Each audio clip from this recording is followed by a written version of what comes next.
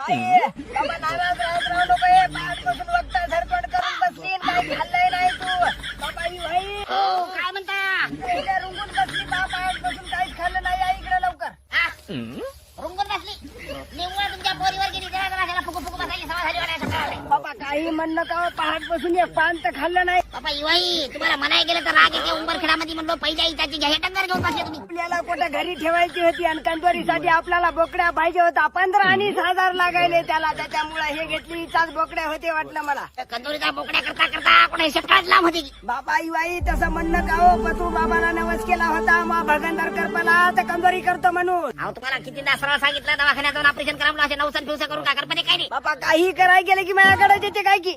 यायनं तर कसं राहील विनाशकाली बुद्धी यालाच म्हणतात म्हणाय गेले की तोड दिसते. Oh no, no. नानापर्यंत